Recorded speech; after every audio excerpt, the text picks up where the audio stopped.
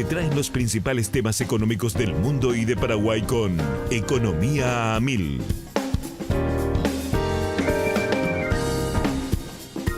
Economía a Mil es presentado por Invertí en vos y en tu futuro con Regional Casa de Bolsa.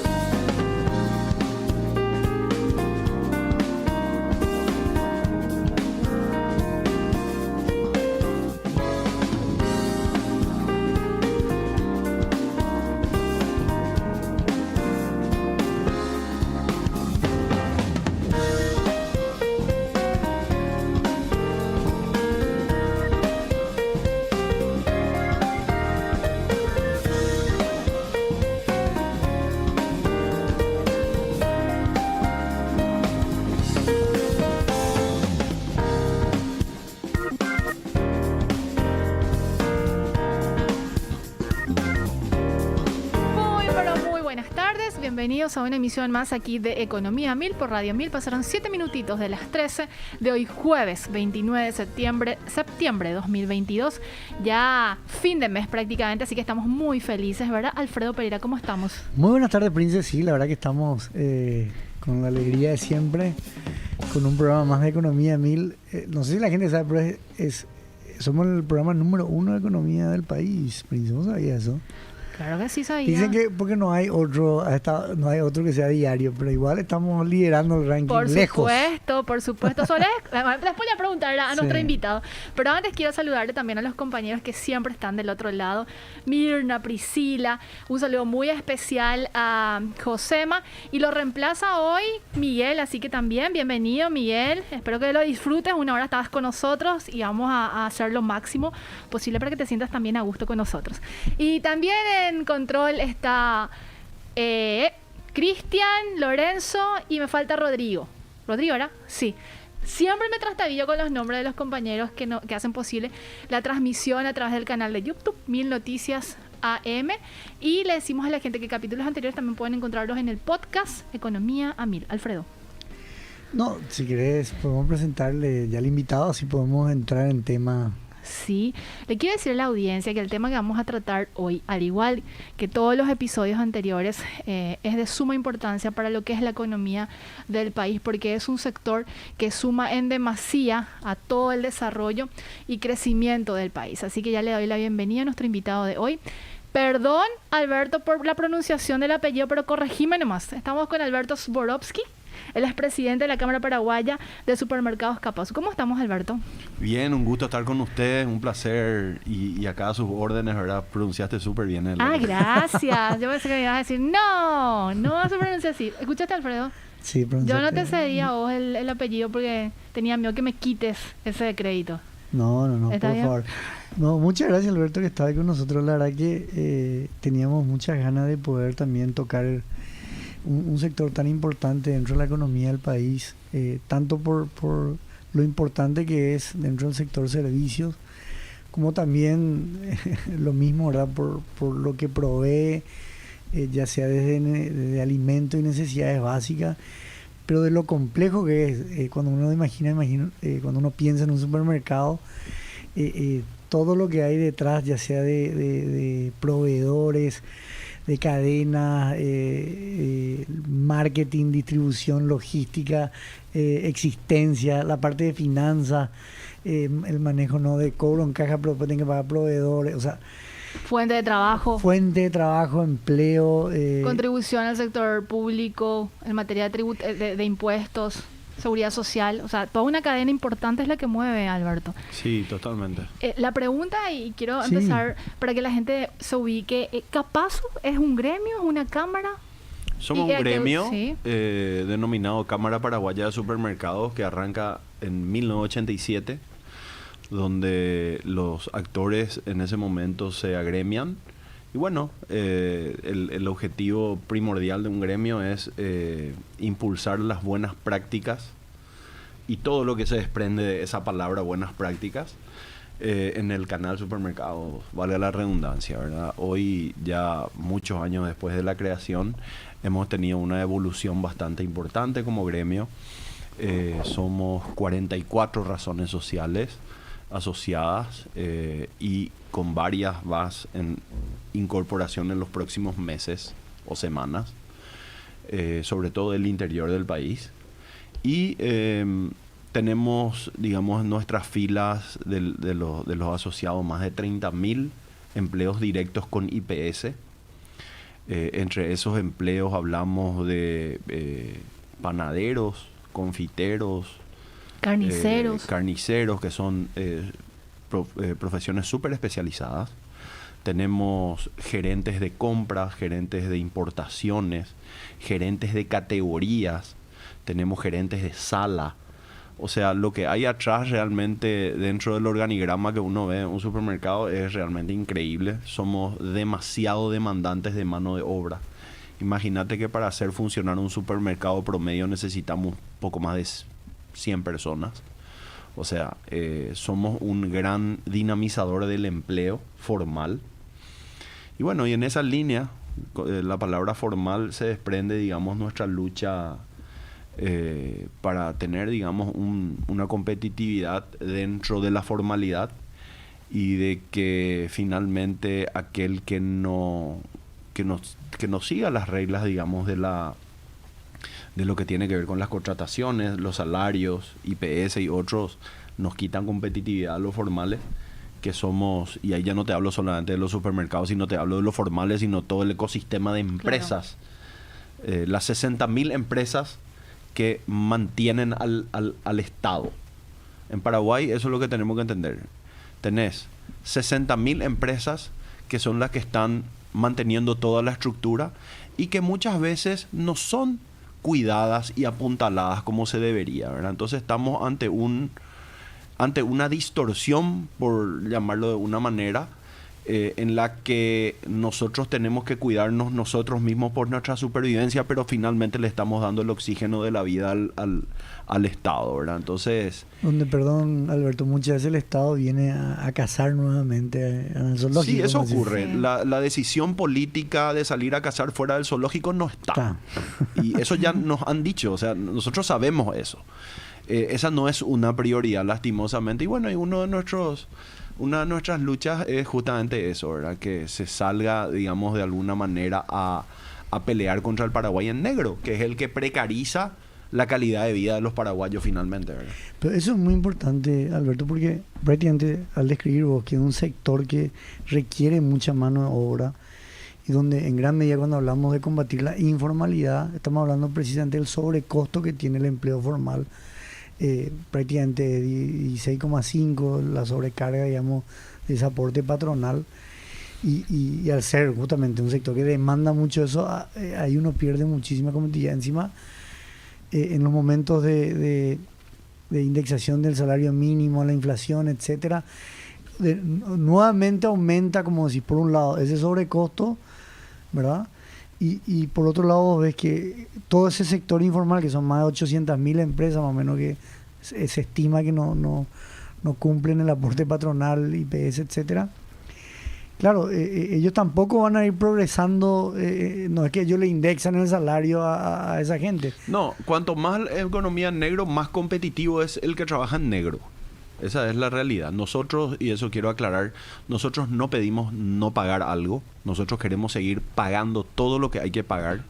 Y te afirmo que vamos a seguir pagando. Nosotros nunca nos fuimos a pedir excepción de impuestos o que nos hagan algún tratamiento especial. Nunca lo vamos a hacer. No está dentro de nuestro ADN, al contrario.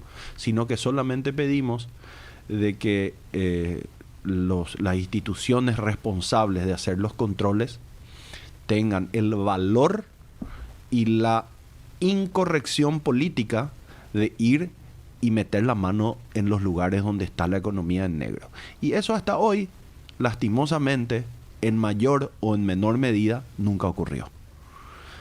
Entonces, bueno, esa es una de las grandes deudas pendientes, pero yo creo que los cambios justamente van a venir desde la participación de los gremios serios y honestos dentro de este debate, ¿verdad? A mí me gustaría compartir nuestras láminas, Alfredo, y a la audiencia también le decimos que pueden verlo a través del canal, y las preguntas van a ser trasladadas evidentemente a Alberto, porque me quiero situar en el gran desafío que representó la pandemia para el sector, para el rubro en sí.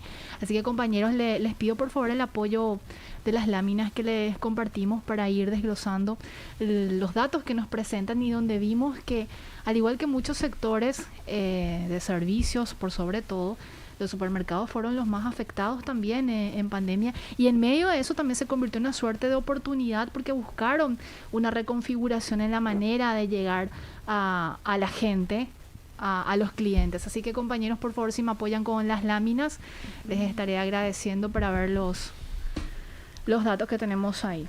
Esto un poco para la audiencia que está siguiendo por radio, básicamente es el estimador de cifra de negocio, un estimador que lo publica el Banco Central de manera mensual.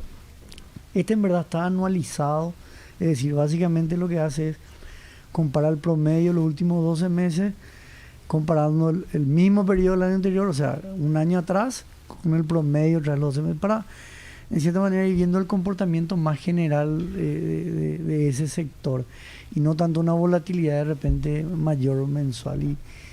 Y al analizarlo de esta manera, lo que nos muestra es claramente al inicio de la pandemia, no sé si fue ahí, Alberto, corregime, pero todo encerrado, y bueno, algunos quizá por desesperación compraron lo demás, o sea, en los primeros meses. No, fueron 2 semanas. Sí. 2 semanas. Sí. Fueron 2 semanas, después se desplomó.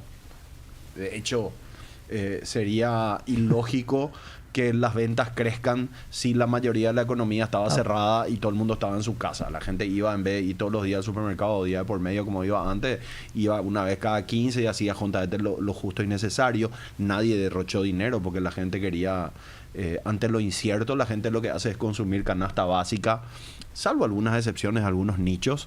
Ese fue el comportamiento del consumidor, y ahí podemos ver en la curva un desplome absoluto de lo que es el consumo, ¿verdad? Y nosotros, si te tengo que describir un poquito esa curva, bueno, en el 2020, al cerrarse la economía, obviamente baja el consumo. El 2021 fue un año bastante más difícil que el 2020, porque fue el año donde se visibilizó el resultado de todo ese cierre en cuanto a la caída del consumo. El 2022, independientemente a que veamos una caída, en nuestro sector por lo menos se ralentizó un poquitito esa caída. O sea, no siguió cayendo tanto. Y allá por julio y agosto, recién después del inicio de la pandemia, nosotros empezamos a ver números que empaten o de alguna manera empiecen a crecer a lo que era la prepandemia, que es el 2019. Entonces nosotros hoy creemos, por suerte, que estamos ante una incipiente recuperación, que va a ser de hecho incipiente por las tasas altas y por la inflación. Esas dos cosas son las cosas que condicionan el consumo. Pero estamos de acuerdo que la inflación hay que matarla. Sí. O sea, primero tenemos que matarle a la inflación y después vemos para seguir creciendo. Ahora, la intensidad de matar el consumo con la tasa sí me parece que hay que ver un poquitito, ¿verdad? Pero bueno, ese es otro tema. Yo creo que dentro de todo se está haciendo lo que hay que hacer, ¿verdad? El comercio electrónico jugó un papel muy importante durante la pandemia y quedó, Alberto. Sí, exponencialmente han crecido. Aún así es irrelevante todavía lo que pesa dentro de nuestras ventas, aún habiendo crecido de manera exponencial. Comparado con otros países, somos el país con menor penetración de e-commerce en América, en toda América. Somos el país con menor, a pesar de ser el país con más smartphones per cápita. O sea, el comportamiento del consumidor de alguna manera todavía no migró en la velocidad que lo hizo en los países vecinos. No tengo dudas que eso en algún momento va a empatar y va a seguir la misma tendencia en los países vecinos. Yo creo que inclusive hoy en día ya hay de lo que se habla, por lo menos en nuestro canal, es de la pata digital. sabemos ya qué hacer dentro de nuestras tiendas para poder vender. Lo que sí estamos aprendiendo es cómo vender en digital, ¿verdad? Y bueno, y nos estamos capacitando constantemente. O sea que, Alberto, hace unos meses el supermercado acá del shopping puso esos cajeros... Self-checkout. Self-checkout, ahí, eso que está diciendo. Y yo me acordaba nomás de esa discusión hace años, cuando recién cuando estudiaba economía, a fines del año 90, que se discutía los cajeros automáticos, cuánto empleo bancario iban a sacar. Cuando se puso, yo le miraba a los cajeros a ver cómo si les preguntaba, eso ya funciona, y te miraba medio con recelo así. Pero bueno, o sea, está llegando la digitalización y creo que en cierta manera, como decís, hay una tendencia muy fuerte hacia ahí, ¿verdad? Sí, totalmente. Yo creo que justamente donde se van a dar los cambios más importantes es en el ecosistema digital. Y no solamente el ecosistema digital, sino la manera en que nos aproximamos al consumidor desde la omnicanalidad, o sea, desde usar WhatsApp, página web, apps y todo lo que tiene que ver con la conectividad para hacer los pedidos, para que nos atiendan, para hacer los reclamos. Para pagar también, Para Alberto. pagar totalmente. Ni Con los hablar. medios de pago, ¿verdad? Absolutamente. Para pagar. Eso debía haberlo dicho en primer lugar. Eso es clave. Sí. Y bueno, por ahí viene la mano, ¿verdad? Por ahí viene la mano. Yo creo que en los próximos años va a estar muy entretenido el tema digital. Y lo otro, Alberto, ahí veíamos que el crecimiento de tanto de cajeros, justamente, de cajero automático y los retiros están bajando. Retiro en efectivo te estás refiriendo. Claro, retiro en efectivo. Quizás antes era muy normal, vos te ibas al cajero del súper a sacar el efectivo para ir a pagar en efectivo al súper, ¿verdad? Hoy quizás la gente ya está más con este contactless Hoy tenés el vuelto. Inclusive, en vez de ir al cajero, te vas en el supermercado, podés tener en el post la posibilidad de decir quiero vuelto y se te da el vuelto. Claro. O sea, ya digamos que el cajero... O sea, nos hemos convertido en centros de servicios. Esa es la parte que nosotros tenemos que entender. Nos hemos convertido, gracias a todas las plataformas digitales que tenemos, las billeteras y a todo lo que sea, nos hemos convertido en centros de servicios, ¿verdad? También, no solamente de venta de alimentos y otros productos, ¿verdad? Y ahí eso que vos mencionabas, la inflación, nosotros siempre decimos la inflación, en teoría se genera si hay una presión, digamos, del consumo, o sea, de la demanda sobre la oferta, y bueno, la oferta no puede llegar. Y ahí hay estímulos monetarios y todo lo que podemos hablar de inflación, etcétera, etcétera. Pero una cosa sorprendente es que, claro, la inflación cambia los patrones de consumo de las personas. Sí. Y hoy estamos viendo prácticamente en supermercados no hay sin ya tarjetas de crédito y las promociones, digamos. O sea, se están combinando fuerzas, digamos, ahí. Y digo, porque mi familia, por ejemplo, es tal día ahí, como... kamikaze, ¿verdad? Tal día allá. Se saben todas las cruzar promociones. la ciudad si es necesario, pero hay que ir detrás de la oferta, ¿no? Sí, totalmente. Las promociones, justamente en alianza con los medios de pago, son las que hoy en día están dando un buen resultado. Y como se juntan las dos intensidades, tenés una intensidad total de descuento importante, ¿verdad? O sea, el aporte de uno y de otro y la alianza que tenemos hace que los descuentos sean interesantes, ¿verdad? Hay que destacar también que realmente las promociones que hay hoy en día en los supermercados, más allá, o sea, no hay que ver solamente el precio de lista del producto, sino ese mismo producto el fin de semana o en una quincena puede tener un descuento de 20 o 30%. Así que si uno usa mucha inteligencia de mercados para hacer sus compras, tiene muchísima variedad dentro de los supermercados para elegir, dentro de todos los formatos, dentro de todas las cadenas. Y los supermercados independientes también, que no se han quedado atrás con las promociones de ninguna manera. Eso hace, digamos, que se enriquezca la oferta hacia el consumidor, y creo que somos, sacando los productos ilegales dentro de lo legal, somos bastante competitivos con nuestras promociones, ¿eh? Porque la ley de tarjetas en algún momento, Alberto, fue como un golpe muy importante y considerable para el sector, pero de un tiempo a esta parte es como se está recomponiendo esos efectos, vamos a decirle, de esa normativa. Sí, totalmente. Nosotros creemos que justamente, y ahí tenemos que entender, y por eso creo que la sensatez debe venir por sobre todas las cosas. Los bancos estaban cobrando tasas un poco altas, por no decir altas. Y bueno, no se autorregularon en el momento indicado. Si ellos hubieran dicho, señores, no vamos a 30, no vamos a 25, no vamos a 20. No, ellos se plantaron en algo. Lo que hicieron, cuando uno va hacia un extremo, digamos, lo que hace es darle un poquito de fuerza al otro extremo y le regularon. Entonces la autorregulación de los gremios, la sensatez y el sentido común deben primar para que no existan estos controles de tasas, ¿verdad? Que finalmente lo que hizo fue expulsar a mucha gente, a muchos tarjetatenientes, sobre todo de segmentos medios y bajos, de quedarse sin financiamiento de tarjeta de crédito y ir a la casa de crédito que te cobra 70% o ir al usurero que te cobra... Sí. La casa de crédito 70% y el usurero que te cobra 300%, ¿verdad? Entonces, yo creo que fue una medida un poco insensata por un lado, pero también hay que entender la mea culpa del sector privado, que no tuvo el sentido común de autorregularse en su momento. ¿Y qué pasó? Le regularon. Y con los impactos que ya sabemos y que mencionaste, evidentemente. Sí, que le terminó expulsando a la gente de ingresos medios abajo y quizás favoreciendo al otro sector. Nosotros, Alberto, en ese sentido también estamos siguiendo mucho porque las políticas monetarias tienen su efecto posterior, no es que inmediatamente. Pero bueno, hace ya más de un año que están subiendo las tasas. Eso prácticamente desincentiva un montón el consumo. Nosotros venimos de un año agrícola crítico. Y yo creo que estamos empezando a sentir, ¿verdad? Por otro lado, tantos créditos que tenían esa flexibilidad también en su momento, pero por lo general está mucho más difícil la condición para las empresas de expandirse. Esa decisión está muy... El financiamiento está muy caro, realmente el financiamiento está muy caro, esa es la palabra real. Y eso lo que de alguna manera hace es ralentizar y poner marcha atrás los proyectos de expansión, ¿verdad?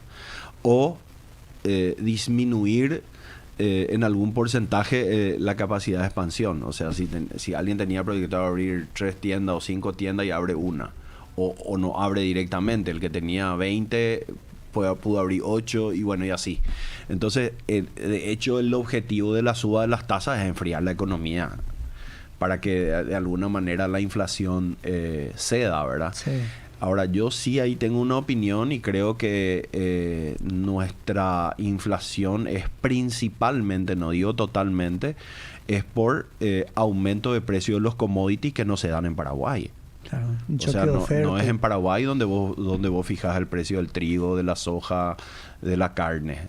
Son los mercados más importantes y Chicago y otros, ¿verdad? Así que somos un poco víctimas y rehenes de lo que pasa afuera también, lastimosamente. Por eso creo que dentro de todo este aprendizaje de la pandemia, lo principal que nos debió haber quedado, por lo menos, y yo creo que tenemos que aplicarlo, es la autosuficiencia en lo que se pueda. Paraguay nunca tuvo un proyecto industrializador y mucha gente me puede decir, no, pero tenemos un mercado interno chico.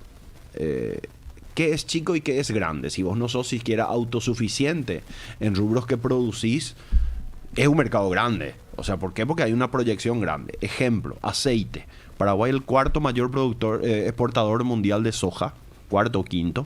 A veces cuarto, a veces quinto. Y no somos autosuficientes en aceite de soja. ¿Por qué? Porque no tenemos industrias que se instalen. ¿Por qué? Porque no le damos incentivos a las industrias que se instalen. ¿Por qué? Porque otra vez esa industria que se instale tiene que competir contra el contrabando que no se controla.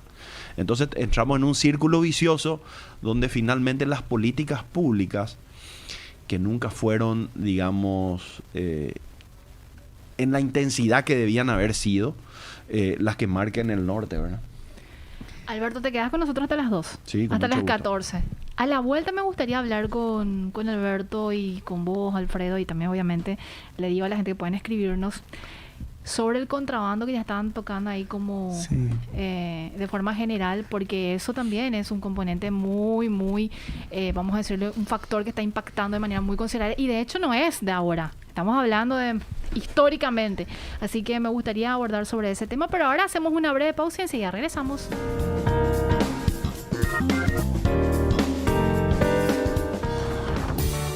Transmite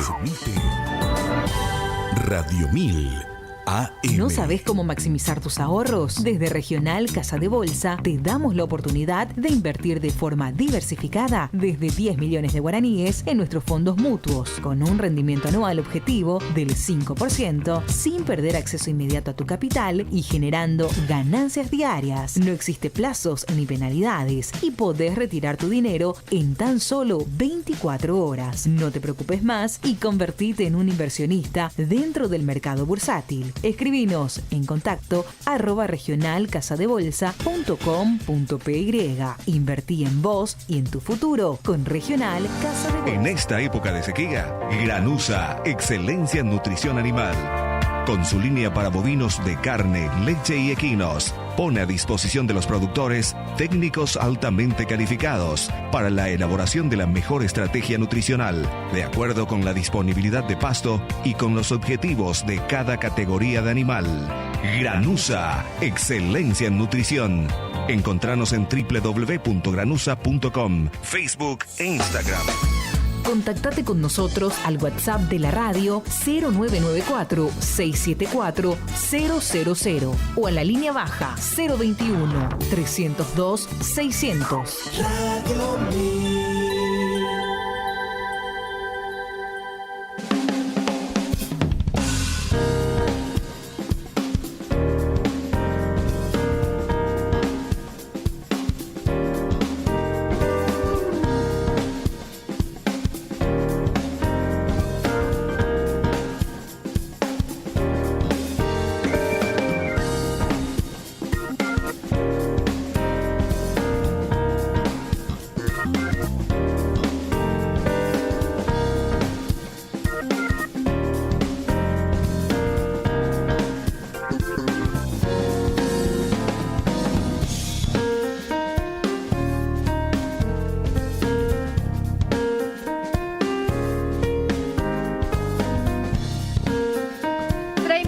Pasaron de las 3, estás escuchando Economía Mil por Radio Mil. Le decimos a la gente que puede seguir escribiéndonos al 0994-674-000. Hoy estamos en compañía de Alberto Zborowski, él es presidente de la Cámara Paraguaya de Supermercados Capazo. Me siento así una súper pronunciadora de apellidos, Alfredo. Está bien, a ver, ¿cuál es el apellido? Vamos a pronunciar un poco. Pereira. No, del señor. Bueno, pasemos. Pero encima la primera B larga. Zborowski. Sí, parece ruso. Yo no digo mi apellido, yo del letrero nomás ya. ¿Ah, sí? Yo cuando me voy a un lugar y me dice, Alberto, ¿qué? S B larga O R O B corta S K Y, directo ya. Sí, puedes decir nada. ¿Cómo se escribe otra vez? No, ya digo. ¿Pero de qué procedencia es, Alberto? Es un apellido judío de origen ruso. Ah, casi estuve ahí, voy a decir ruso. Alberto, te digo. ¿Cómo era ese? Sefarditas Ashkenazi, ¿cómo es? No, Ashkenazi. Ashkenazi, Nosotros somos Ashkenazi, somos los de Europa del este y el norte. Y los sefaradíes son de España, norte de África, un poco de Italia en algunos casos, Grecia. Ah, qué interesante. Sí. Alberto, estábamos hablando, y si nos acompañan con la lámina número 3, los compañeros. Los compañeros Lorenzo, Rodri. Este es de los precios de bienes básicos que aumentan, sí. Claro, siempre nosotros decimos, hay dos indicadores de repente, la inflación que te trae el Banco Central y Sedeco, que tira ahí su... Pero acá más que, acá vos ya comentaste, Alberto, lo que ha sido la inflación, ¿verdad? Cómo eso afecta directamente los patrones de consumo de la familia, de los hogares. Y hablábamos del problema, ¿verdad? Porque los ingresos no han acompañado el aumento de repente del nivel de precios. Salvo cuando hubo ese ajuste que vos comentabas, ¿verdad? Pero acá hay la otra pregunta que te queremos hacer, bueno, el tipo de cambio, hay presiones externas, la Fed con sus tasas, un mal año por el tema de la soja, pocas divisas. ¿Qué pasa si el tipo de cambio también sube, Alberto? ¿Cómo ustedes lo ven?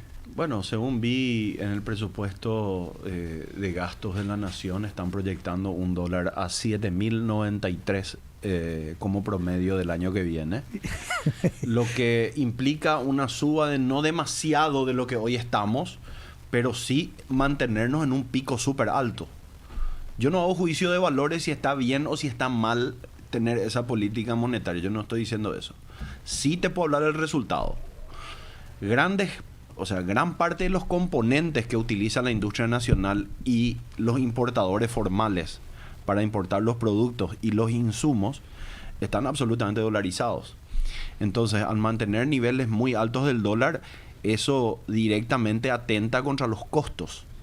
Entonces, vos al guaranizar esos costos en dólares, obviamente te salen muchos guaraníes, ¿verdad? O más guaraníes de lo que te saldría si es que el tipo de cambio estaba a un nivel un poco más tolerable. Ahora, definir cuál es el nivel tolerable tampoco no me gustaría decir porque totalmente.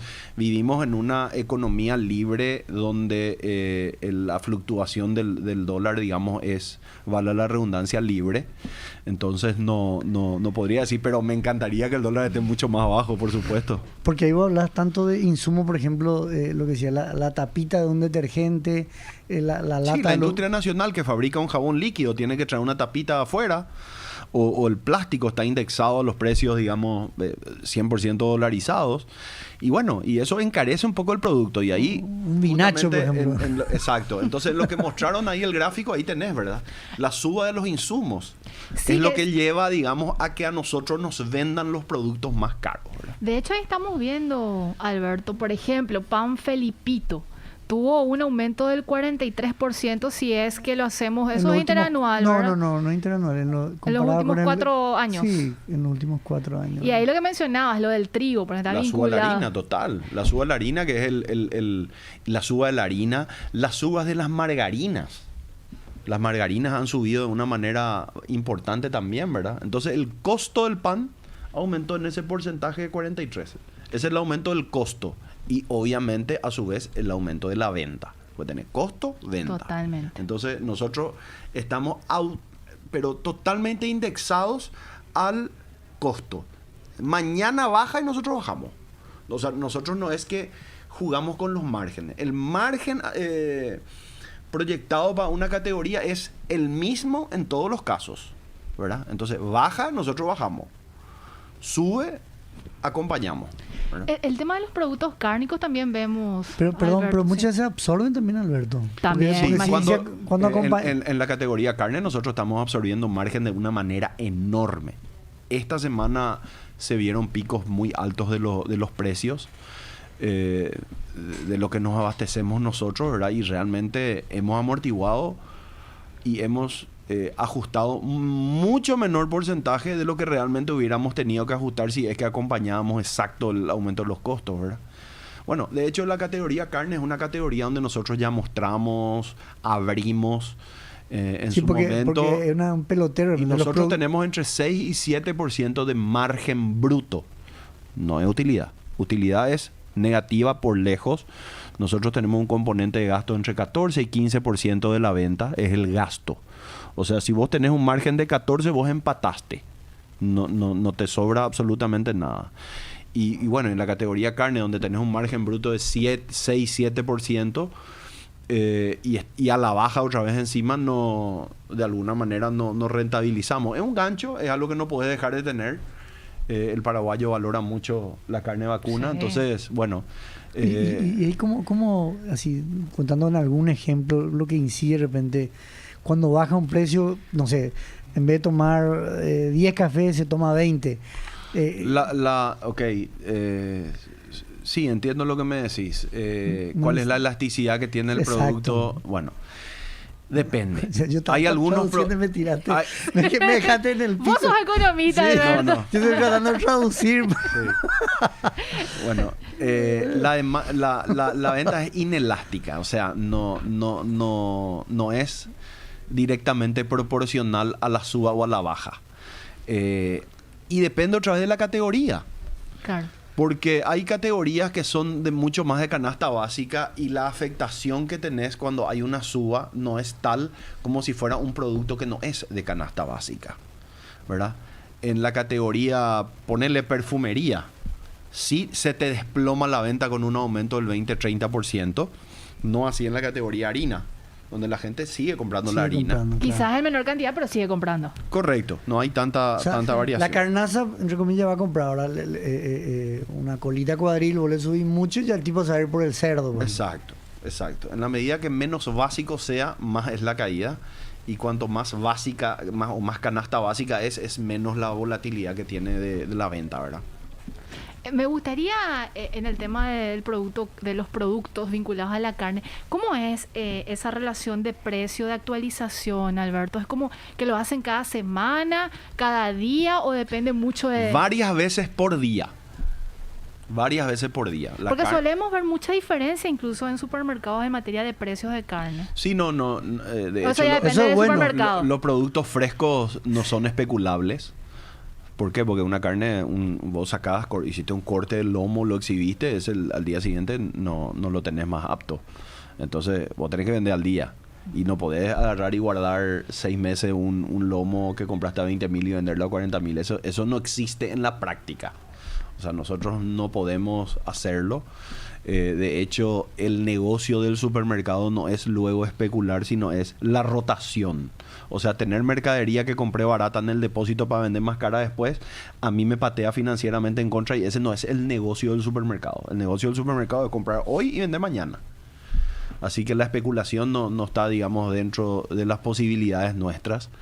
Ni siquiera para que alguien que quiera hacerlo, ¿verdad? No lo va a poder hacer, ¿verdad? Realmente no lo va a poder hacer. Pero sí, la carne vacuna ha tenido un aumento bastante importante en todo el mundo, ¿verdad? Sí. Acá lo que tenemos que entender es que Paraguay no es una isla, digamos, que se diferencie de lo que ocurre en todo el mundo. En un mundo globalizado,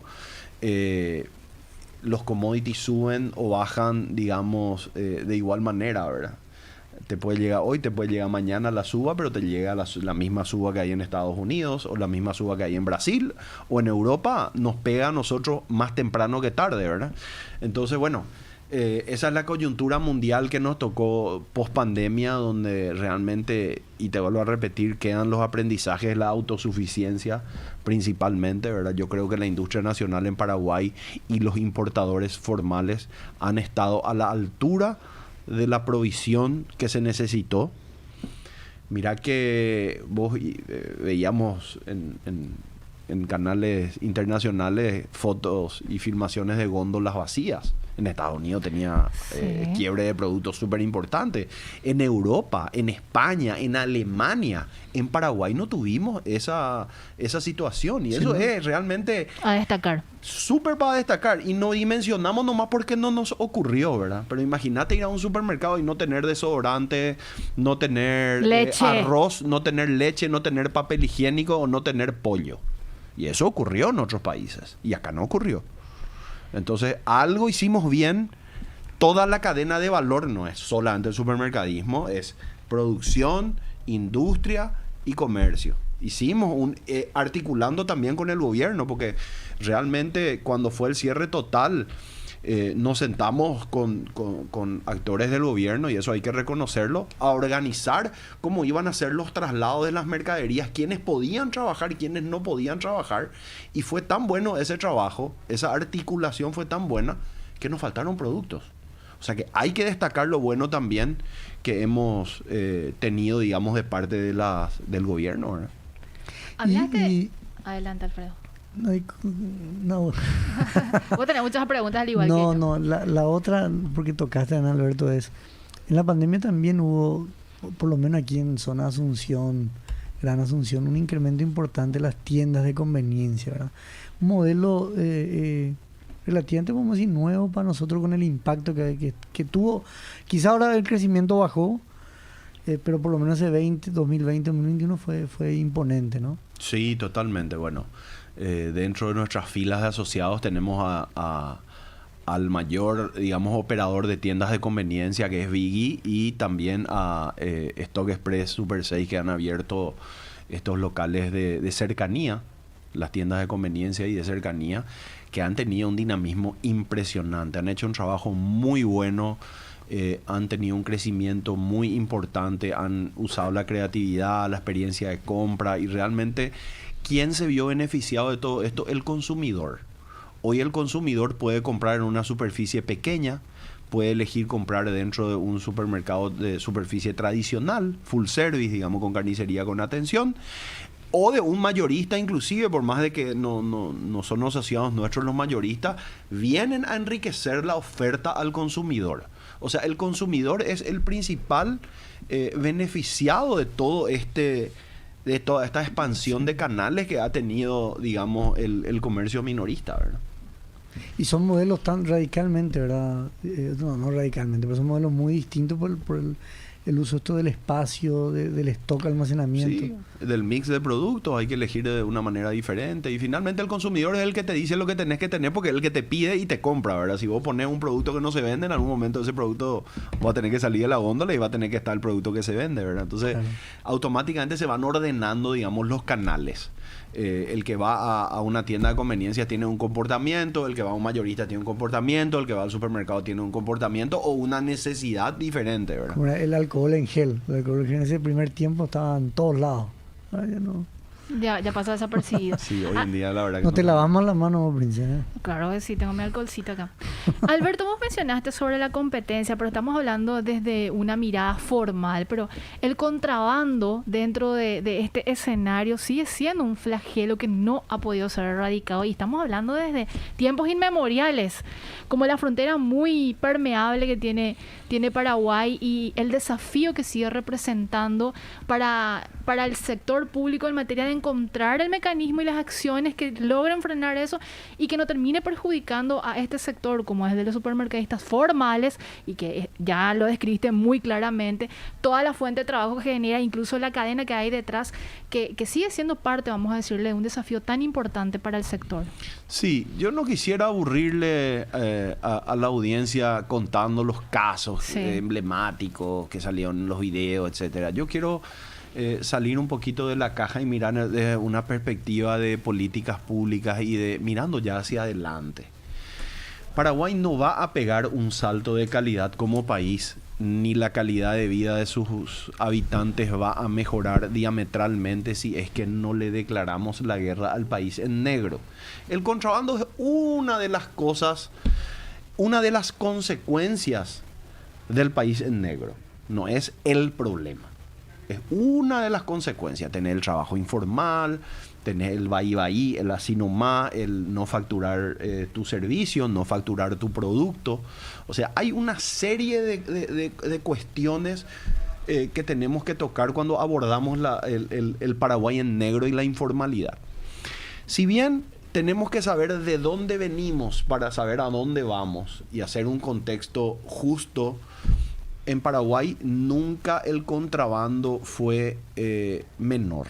O sea, siempre en mayor o en menor medida, dependiendo de la diferencia de precio, totalmente, de la diferencia de precio de los países vecinos.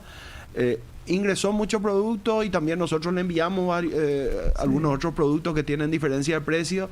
En los 90 recuerdo que a la Argentina con el 1-1 le inundamos también nosotros de productos, ¿verdad? O sea, es una cuestión de diferencia de precio. Lo que sí nos quedamos descalzados en las últimas décadas, por decirlo de una manera, nos quedamos descalzados con diferencias de precios más competitivas dentro en las fronteras, ¿verdad? Porque han devaluado de una manera mucho mayor que Paraguay. Entonces, eso digamos que hizo que el contrabando hoy esté a la orden del día. Pero a donde yo me quiero enfocar es nunca, y lastimosamente digo nunca porque es la realidad, se ha tomado y se ha abordado la cuestión de la informalidad y el contrabando en la intensidad que se debería haber abordado. Por una cuestión política. Lastimosamente no es políticamente correcto decir tener que trabajar en blanco. Y es una realidad. Entonces, si nos metemos la mano en la olla para solucionar las distorsiones del Paraguay en negro y convertir en una economía, digamos, donde la informalidad no pese mucho o no atente contra los formales, vamos a seguir igual. Vamos a estar, yo voy a venir con 60 años acá dentro de 20 años a hablar de lo mismo y el contrato. ¿Va a seguir presidente? No, como amigo ya. No, bueno, está bien. Ya no como presidente o como miembro de la comisión directiva, digamos. Como presidente te aseguro que ya no. Bueno, entonces, y vamos a estar exactamente con los mismos problemas estructurales. Entonces, ¿qué es? Ahí viene la función de los gremios. Los gremios tienen que poner el componente de sensatez dentro de las políticas públicas y exigir a los gobiernos sucesivos el cambio o digamos la adecuación de esas políticas públicas como para que el formal, para que sea negocio ser formal y para que el formal esté cuidado y protegido. No se hizo porque ya te dije, porque no es política, no trae voto, pues. Entonces, cuando no trae voto, no sé. O sea, este año... Fíjate en los proyectos de ley populista que se estuvieron presentando en las últimas semanas. El disparate de los 900 y pico de millones de dólares que no tiene de dónde agarrarse de estas jubilaciones de personas que supuestamente trabajaban en Itaipú y que nunca trabajaban en Itaipú, eran de contratistas. O la caja fiscal. Totalmente, pero bueno, la caja fiscal, digamos, es ya una consecuencia. Yo me refiero a los proyectos, el tema del aumento del IRE, de un aumento del IRE para financiar... IRE, estamos hablando del impuesto a la renta empresarial. Impuesto a la renta empresarial.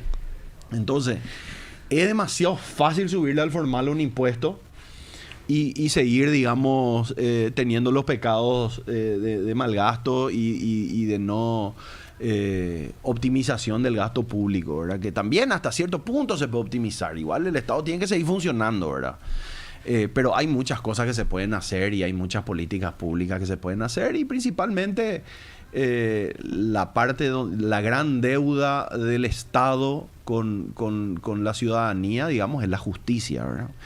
Si esos contrabandistas, esos evasores y otros estuvieran presos, sería una medida disuasiva para que ellos no hagan ese tipo de cosas y la economía en blanco va a crecer, ¿verdad?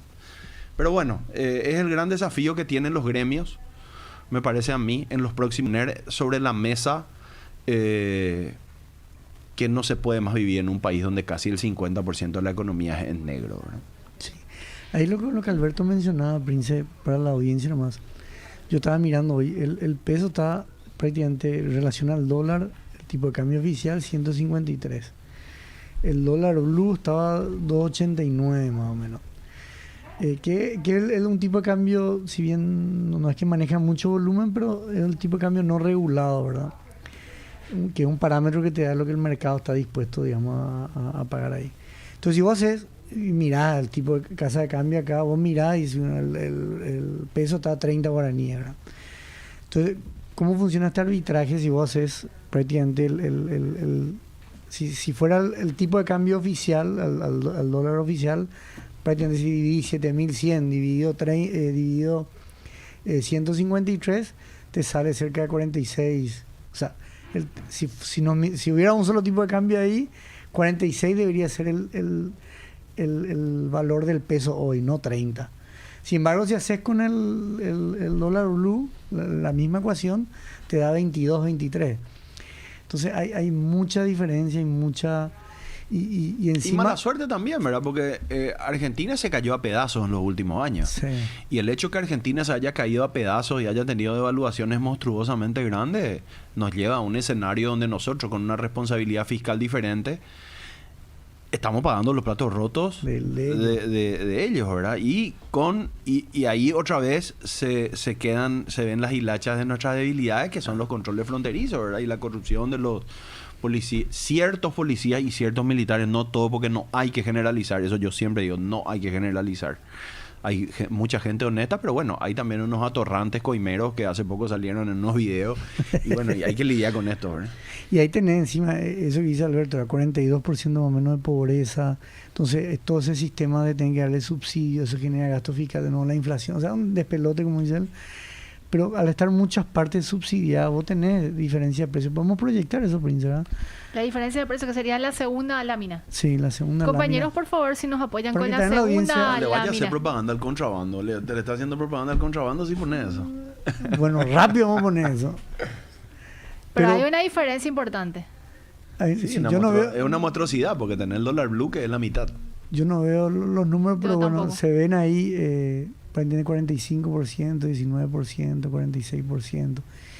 Y eso es un cáncer para la industria formal y nuevamente, digamos, para todo lo que es... No, de hecho termina impactando muy considerablemente lo que dice Alfredo en la industria, Alberto, porque obviamente hubo una evolución importante del sector nacional, de las empresas nacionales que pudieron ayornarse a las nuevas necesidades de la población y poder hacer ese esfuerzo de de producir lo que quizás se traía de afuera para tratar de abastecerle también al sector, ¿verdad? Y marcas multinacionales de repente que tienen que competir contra sí mismas porque importan y vos decís, vamos para acá. Y bueno, pero muchas veces también la filial nordeste de la misma empresa a la que está vendiendo, entonces bueno, no les preocupa tanto. Ah, sí, entonces compensan por ahí. Claro. Pero hay supermercados que también traen... Sí, pero eso es lo que dije, no son asociados a Capazu, ¿verdad? Pero hay muchísimos supermercados que mezclan productos que compran del proveedor. El proveedor sabiendo igual le vende. Ese es una culpa que tiene que hacer el proveedor también. No digo que son todos, pero hay varios proveedores que sabiendo que tienen sus productos de contrabando igual le venden porque quieren vender. O sea, si le tienen que vender a Satanás, están dispuestos a venderle a Satanás. Esa es una realidad. Entonces le venden compran ellos la mitad para tener una factura de respaldo del proveedor y la otra mitad meten en negro, ¿verdad? Que son esas carretas que vemos que entran de Argentina, ¿verdad? Vos mencionaste, y no te quiero dejar ir, Alberto, sobre el proyecto de elevar el IRE del 10 al 11%, que es una tasa para la gente que dice de 10 a 11 nomás es, pero el impacto que generan las empresas es considerable, con los sobrecostos que ya hablábamos de lo que representa el seguro social e incluso otros costos vinculados al tema. Un aumento de esto en esta época para financiar.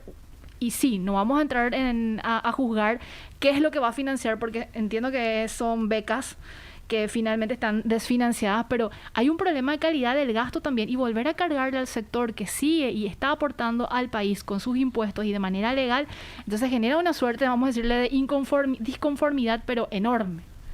Pero totalmente, pero acá lo que primero que tenemos que hacer es separar las cuestiones. Las becas deben ser ejecutadas.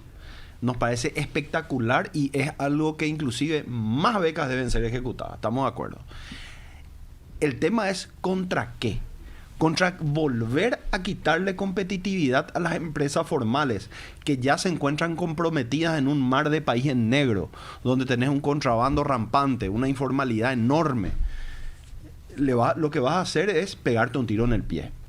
Entonces, yo no estoy diciendo que la empresa no tiene que pagar impuestos, ni mucho menos, pero hay que hacer el análisis sensato de decir, si yo hoy le estoy quitando competitividad de vuelta en un momento complicado, donde los estados de resultado de la mayoría de las empresas están en rojo hoy, lo que voy a hacer es favorecer a la economía en negro de vuelta, ¿verdad? Entonces, esa es la parte donde tenemos que obrar con sensatez. Pero la parte más preocupante es que son proyectos populistas para épocas electorales. El primer, el segundo y el tercer año vos no escuchás estos proyectos ridículos, ¿verdad? Después recién se escucha.